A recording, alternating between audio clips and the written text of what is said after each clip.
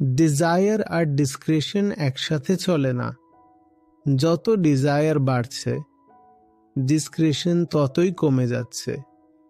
আর কোনো সিদ্ধান্ত নিতে কি লাগে? ডিসক্রিশন, বিবেক। কিন্তু আমাদের সব সিদ্ধান্ত কি থেকে আসে? ডিজায়ার থেকে। যত তীব্র, যত ইন্টেন্স ডিজায়ার হয়, তত তাড়াতাড়ি আমরা সিদ্ধান্ত নিয়ে ফেলি। সব উল্টো হয়ে গেল না? হওয়ার কথা তো এটা ছিল যে যত ডিজায়ার ইন্টেন্স হবে, ডিসিশনটাকে তত পোস্টপোন করা উচিত। সঠিক সিদ্ধান্ত সেটাই যেটা ডিজায়ার থেকে নয়, ডিসক্রিশন থেকে আসে।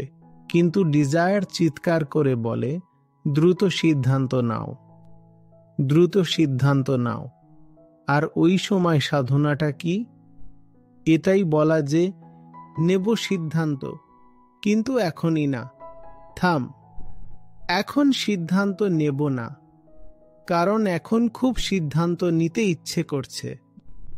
ঠিক এই কারণেই সিদ্ধান্ত নেব না যে খুব মন চাইছে।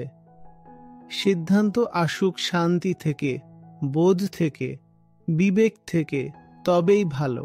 তারপর যা সিদ্ধান্ত আসবে ঠিকই আসবে, যখন ইচ্ছে খুব জোরালো। আর তখন না ভাবতে পারছি, না বুঝতে পারছি, শুধু ঝাঁপিয়ে পড়তে ইচ্ছে করছে। তখন জানবে সব ভুলই হতে চলেছে, দুঃখ পাবে,